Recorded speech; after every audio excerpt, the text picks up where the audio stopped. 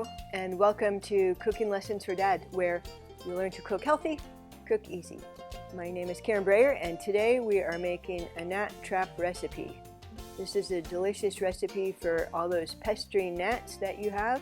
They are going to love it, except for they might not like that they're going to get trapped. Last summer we had, or last fall, we had quite a problem with gnats, and so I made little gnat traps and put them all over and got rid of the gnats.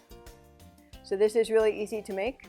The ingredients in this recipe are apple cider vinegar, sugar, dish soap, and warm water. So the first thing that we're going to do is just mix the apple cider vinegar and sugar together. We have a 1/4 cup of apple cider vinegar, and I'm going to add 1 teaspoon of sugar. Stir it together. Now I'm going to add just a few drops of dish soap, not that much.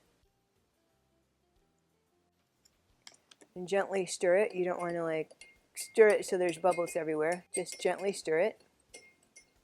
Now we're going to gradually add some warm water. We're going to add a 1/4 cup, and you could add more if you want it a little bit thinner, but I probably just add a 1/4 cup. You could add a little at a time and stir it gently.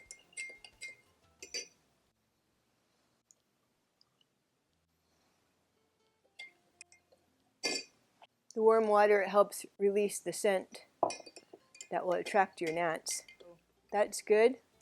And you can double or triple this recipe if you want to make more, you can. So next you're going to put it in a small container, just whatever container you have on hand, a little jar, an empty jelly jar, maybe some little plastic containers that came home from fast food. I've used those before. I'll just use this one now. So just pour a little in there, and I just set them out like this. Some people like to put plastic wrap over it, so you can do that. You can put plastic wrap. If you have kids around, you might want to put plastic wrap so it's not likely to get bumped so easily. Oops, I'll try that again. Once you get the wrap on, you're going to poke a few holes in it with a fork or a toothpick. I have a toothpick. Small holes, but big enough for the gnats to get through. There you go. So you want to set this around in your kitchen, or if you have plants, gnats are attracted to plants too. So you could make several of these.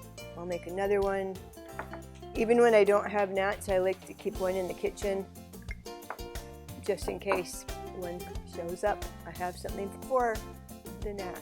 All right, try it, and I'll see you in the next lesson.